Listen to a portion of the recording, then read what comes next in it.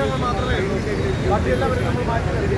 അത് മാത്രവുമല്ല, ഒരുപാട് ഫ്ലക്കാർഡുകൾ ഈ സർക്കാരിനും KSRTCക്കും എതിരെ ഉണ്ടായിരുന്നു. അതെല്ലാം മാറ്റി ഞങ്ങളുടെ ആവശ്യങ്ങൾ മാത്രം മുന്നിൽ കിടന്നുകൊണ്ടാണ് ഞങ്ങളൊരു സമരം ചെയ്തിരിക്കുന്നത്. സമരമല്ല, ഇത് ഇനി ഒരിക്കലും സമരമെന്നോ ഒരു പ്രതിഷേധമെന്നോ പറയാൻ എനിക്ക് താല്പര്യമില്ല.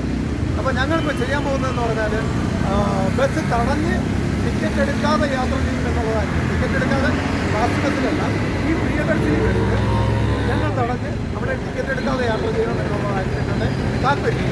അത് മുഖ്യമന്ത്രിയുടെ രാവിലത്തെ പ്രസ്താവന എന്ന് പറഞ്ഞാൽ നമ്മുടെ KSRTC നമ്മുടെ മെൻസ് അസോസിയേഷൻ എന്നാണ് അദ്ദേഹം പറഞ്ഞത്. അപ്പോൾ നമ്മുടെ മെൻസ് അസോസിയേഷൻ എന്ന് പറയുമ്പോൾ അദ്ദേഹവും കൂടി അംഗീകരിച്ച, തീർച്ചയായിട്ടും ഒരു അംഗീകൃതമായിട്ടുള്ള രജിസ്ട്രേഡ് സംഘടനയാകുമ്പോൾ തീർച്ചയായിട്ടും അംഗീകരിക്കും. അദ്ദേഹത്തിനും അത് അതിൻ്റേതായിട്ടുള്ള ഉള്ളത് തന്നെയാണ്. അത് മനസ്സിലാക്കിയിട്ട് മുഖ്യമന്ത്രി വളരെ ആദരണീയനാണ്. അദ്ദേഹത്തോട് ഒരുപാട് ബഹുമാനവും ആദരവും തോന്നിയ നിമിഷമാണ് അദ്ദേഹത്തിന് നമ്മുടെ മെൻസ് അസോസിയേഷൻ ഒരു പ്രതിഷേധം സംഘടിപ്പിച്ചിരിക്കുകയാണ്. അതിൽ ഞങ്ങൾ സ്വാഗതം ചെയ്യുന്നു, ആദരവ് പ്രകടിപ്പിക്കുന്നു എന്ന് പറഞ്ഞപ്പോൾ അദ്ദേഹത്തോട് വലിയൊരു ബഹുമാനം തോന്നി.